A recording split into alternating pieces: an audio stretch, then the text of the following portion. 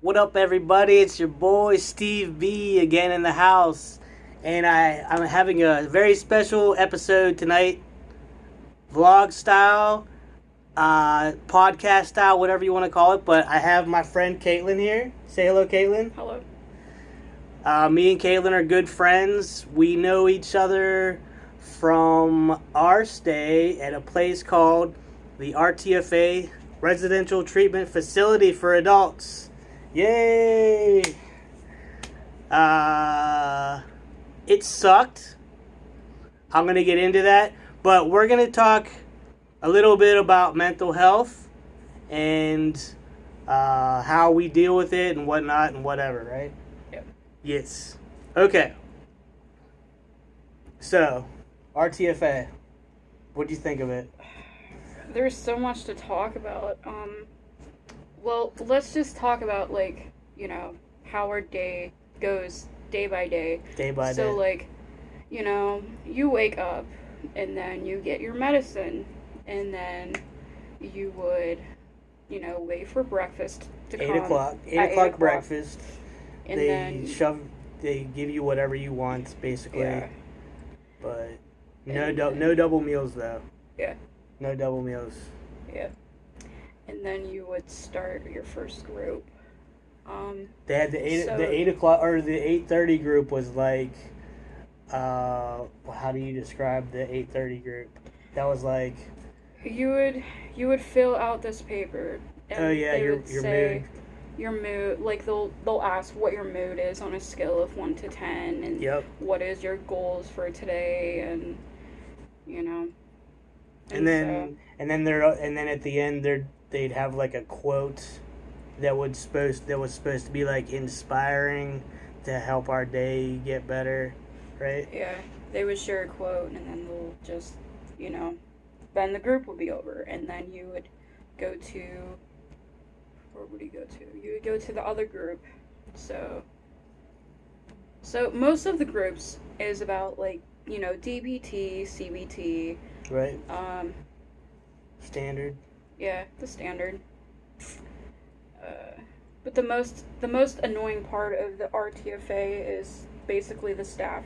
Most of the staff is good, but some of the staff is just Some of the stuff is assholes, for sure. And it's just basically medication too, Yeah. Whatever. You can't refuse your medication. If you refuse your medication, then what? I can't even remember. Did they send you back to the psych ward or something? If you refuse your medication, they have a treatment team basically once a week on Thursday, I think. And so they will talk about it during the treatment team, and then they'll probably take away your passes, which you could only get, I think the most amount you can get is 6 hours. 6 hour passes. Yeah. 6 hour passes on the weekend, and you didn't get the 6 hour passes right away. You had to level up from level 0 to level 5 or level 4, I can't remember. But each level granted you so many freedoms. The first one was you were allowed to go on walks, and basically a walk was like a walk around the block or whatever. But they tried to change it up every once in a while so that we went on different routes around the neighborhood. You have to be on level 3 to have your first pass. Right. And then you could go to Target, or you can go to the library. Yeah, you would have to be on level 3 and 4 to go on passes, the weekday passes with staff. So you would either go to the library, you would go to Target, Walmart. It really depends on where the staff wants to go. Right. But level 5 is your discharge. Your last week that you're there, you get to level 5. Tell them what you get on level 5. When you get on level 5, you can go by yourself, but you can only get an hour. I think. You're allowed to literally leave the facility by yourself, and you could do whatever you want. You just gotta come back. When I was there, I bought cigarettes, and you weren't allowed cigarettes, but what I did was I would buy cigarettes, and then I would hide them in a Ziploc bag off campus with a lighter, and then like so I could like go retrieve it the next day. But my big thing was I went to the bar, and I did not drink. But I went to the bar and just like hung out with the locals. You know what I mean? And like was watching a Pirate game or something. This was like last spring, so. But that was my big thing, and then I took like a walk, just walked around the block and whatnot. So it was pretty cool. Basically, when I was on level 5, I would go on an outing with Steve. Yeah. And we got out like the same exact week. He would, yeah. He got off the day. He got discharged the day after me. Yep. Which was pretty cool, but yeah, I was in there for. Let's see, I got there around February, and then I left around June, so probably like, I would say, like 4 months? We got there like around the same time, and then we got discharged around the same time, basically. How did you not know that? How did you not know our friend with Asperger's though? If we got in there at the same time, I'm sure you would have known him, right? A lot of people from the RTFA was, wherever you go, like wherever the hospital you came from, I know a lot of people. Like I know a lot of people from Clarion Hospital, and Forbes, Western Psych. I don't know.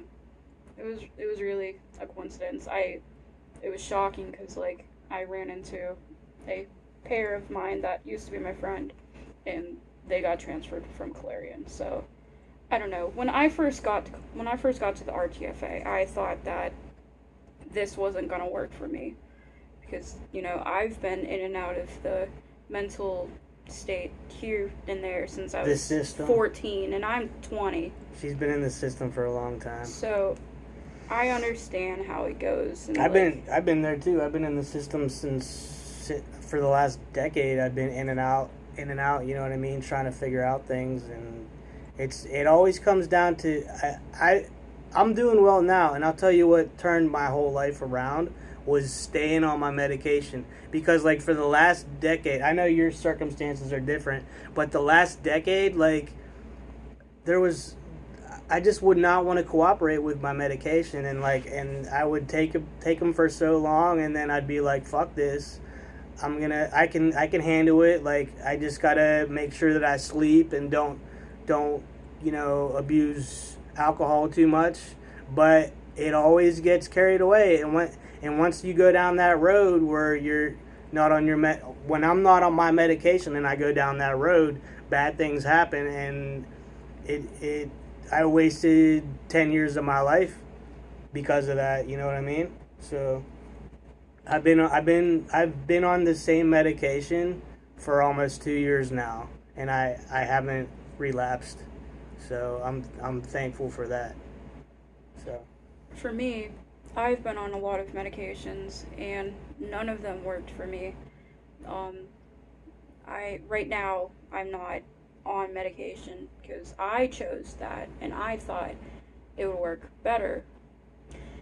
It's things been better, but I still am feeling depressed. Now, I don't go to therapy, but what I do to cope with my mental health is coping skills.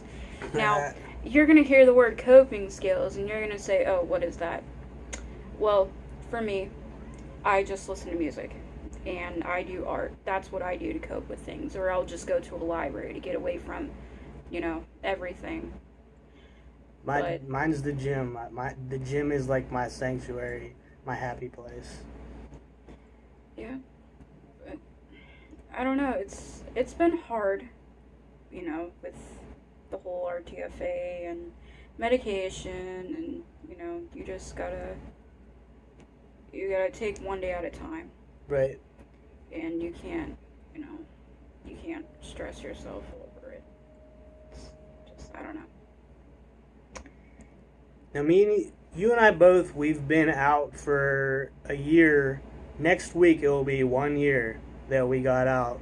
Like, what do you attribute that you you've been good this whole year. Like you haven't had any sidelines or whatever like that would set you back. Like what do you account for that?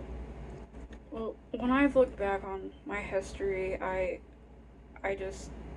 don't know, just a random thought came to mind and say, I don't want to be the person that I was in the past with, like, for me, I have a history of self-harming. That's what I did to cope with things back in the day. But then I stopped self-harming and I have not self-harmed since probably 2016. Okay. Let me just check and make sure this is recording. Okay. And so that was my problem. Another problem, I always had a history of overdosing on medications. Right.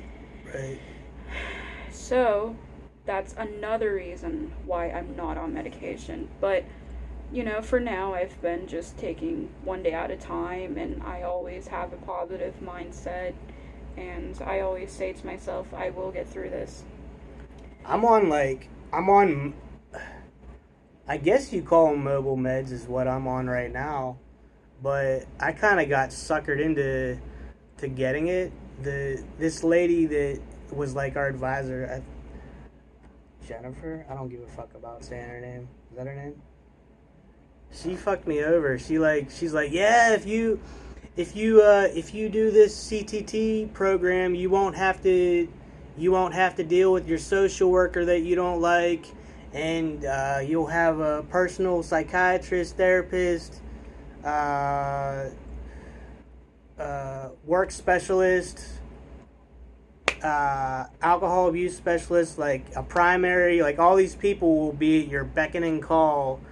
And like I didn't know what I was getting into, but it sucks because I gotta be here or in the neighborhood like at the same time, and they don't even come at the same time every day. They come between 10:30 and 2. They've come as late as 3:30 in the afternoon before, and they're supposed to be delivering my morning meds that I'm supposed to take my morning meds at 9 a.m. So sometimes I don't take that till 2 or 3 in the afternoon. It's ridiculous. And then you're supposed to take that with food, and then my second medication time is supposed to be dinner time. So all my meds are, I end up not taking my night meds till bedtime, and then I don't even take it with food. So I'm not even taking it properly. Like I should be getting sick off that, taking my meds so late, but that's what I do, and it helps me sleep. So CTT is the community treatment team. I don't advise anybody to get that. And my doctor sucks. See, I like to say something about that. What's because, that? Like, when you're in the hospital and the doctors recommend this and this, it's like, they're controlling your mental health. You should be the one to make the decisions on your own. Absolutely. Like, don't, talk, like, for a medication, like, if a medication's not working for you, talk to your doctor about that. Don't let them tweak your medication. Like, don't let them to take over your mental health, because it's about you, not them. And they always tell me, like, we're not forcing you to take your meds, but at the same time, I've been trying to get off my Geodon medication for the last 6 months. And they won't. They keep making excuses why they won't help me switch my medication, and I'm still convinced to this day that my anxiety and my panic attacks that I have, I don't even think they're panic attacks, but I think that they're caused by the Geodon that I take. It's ruined my whole life. Like, straight up. See, Geodon is a antipsychotic. Yep. And doctors hate taking, like, you can't just, like, stop taking an antipsychotic, because, like, everyone has different side effects with everything. Right. But for me, I was on Geodon, and it gave me a really bad side effect. Like, my speech is so... You said it's slurred? It's slurred. Like... Yeah. I don't know. Yeah, it's miserable. There's a lot of bad side effects from all that stuff. But I don't know what an alternative would be. I'm experimenting. I'm not even getting into that. I shouldn't be saying that on camera. Yeah, take your meds as you're supposed to, the way your doctor prescribed it. But you should always have a say in your own treatment. It's your life, you should have a say in what goes in your body. You know what I mean? Especially like these drugs are life altering, and they can shorten your lifespan. A lot of this stuff, that's what they don't tell you about, is that some of these drugs will fuck you up for life, and like you'll get diabetes, heart problems. They don't talk about any of this stuff. The doctor will not talk about these side effects. Straight up.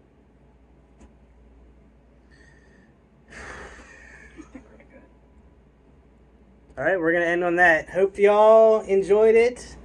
Have a great weekend. Even though it's Tuesday, have a great week. All right.